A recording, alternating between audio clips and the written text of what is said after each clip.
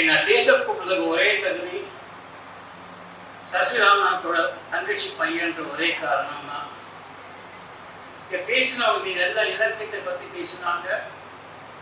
நான் வந்து சசிராமன் நீங்கள் தெரியுமா என்னை எந்த அளவுக்கு பாதிச்சாங்கன்னு தான் பேச முடியும். நான் இலக்கியத்தை பற்றி பேச முடியாது. அந்த அளவுக்கு அவங்க புக்கை நான் அவ்வளோவா படித்தது கிடையாது. மீதி பிற்காலத்தில் படிச்சிருக்கேன். நான் சின்ன வயசில் வளர்ந்ததெல்லாம் அவங்க வீட்டில். அதுக்கப்புறம் இன்ஸ்டியூட்டுக்கு அப்புறம் அந்த காலகட்டத்தில் படித்த புக்கெல்லாம் அது வேற மாதிரி புத்தகங்கள் தான்.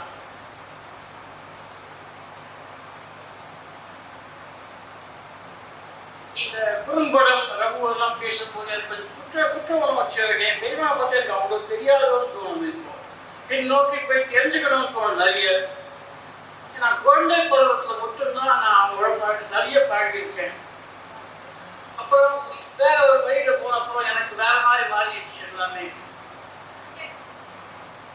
இப்போ ரகு பேசும்போது அந்த குறும்படத்தை பார்க்கும்போது எனக்கு வந்து நிறைய விஷயங்கள் எனக்கு திருப்பி போய் ரீவிசிட் பண்ணணுமோன்னு தோணுச்சு.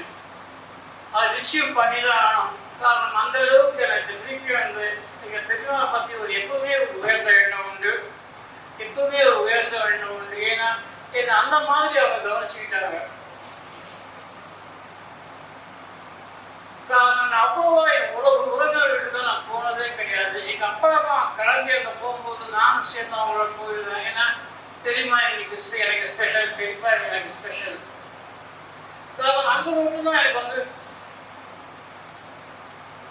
ஏதோ இனம் புரியாத ஒரு ஈர்ப்பு எங்கள் பெரியவா மேலே. காரணம் அவங்களுடைய அன்பு என் மேலே இனம் புரியாத அன்பு காட்டுவாங்க அவங்க எல்லாருமே.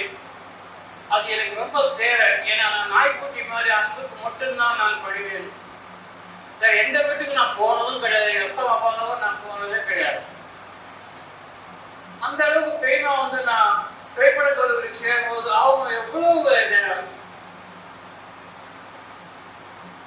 இன்ஸ்பயர் பண்ணாங்கன்னு சொல்லியிருக்காங்க. அழகு இல்லை. காரணம் வந்து எங்க பெரியப்பா அதுக்கு மெனக்கெட்ட கொண்டு போய் இன்ஸ்டியூட் மேலே சேர்த்து விட்டது.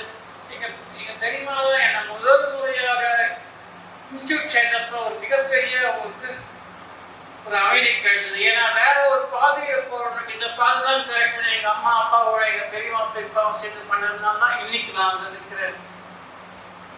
அந்த அளவுக்கு என்னை பாதிச்சிருக்காங்க. காரணம் இப்போ நான் பேசுற தமிழ் கூட நான் பெரிய தமிழ் இதெல்லாம் கிடையாது. எனக்கு இயல்பாகவே தமிழ் வந்த காரணம் அங்க வந்து வீசிய காட்டுதான். எனக்கு ஆங்கிலம் எந்த அளவுக்கு பரிச்சயம் உண்டு அந்த அளவுக்கும் தமிழும் எனக்கு பரிச்சயம் உண்டு. இதுக்கு காரணம் வேற எதுவுமே இல்லை. அங்கே வீசி அந்த காட்டு தான் நினைக்கிறேன் நான்.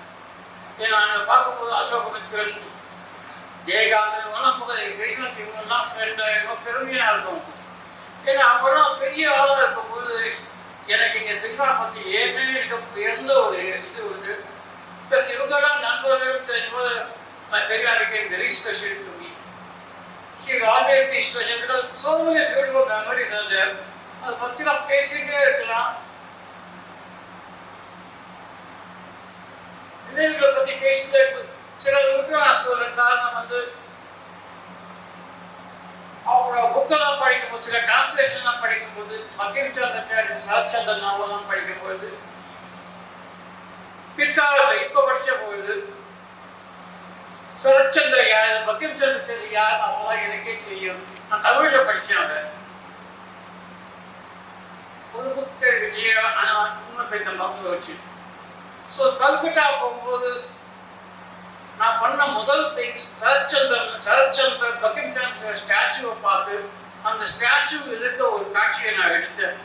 மற்றவங்களுக்கெல்லாம் புரியாத எனக்கு கவலை கிடையாது. நான் அதில் என் படத்தை பதிவு செய்யணும் அப்படின்ட்டு ஒரே யாரும் என்னை கேட்க தைரியம் கிடையாது.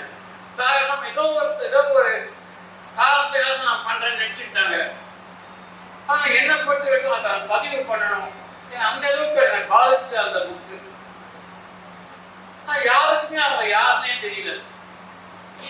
கஷ்டமாக இருந்தால் நான் அதை பற்றி கவலைப்படல. காரணம் அதை நான் சொல்ல முடியும். ஆனால் நான் அதை எடுக்கிற இடத்தையும் நான் ஒரு சீன் ஷூட் பண்ணி அதை அந்த படத்தில் போட்ட போனால் நான் ஒரு மனசுக்கு ஒரு திருப்தி கிடைச்சது. அவங்களுக்குரிய மரியாதை நான் கொடுத்துருக்கேன். எனக்கு கூட தான் நான் சந்தோஷப்பட்டுக்கிட்டேன். நன்றி, வணக்கம்.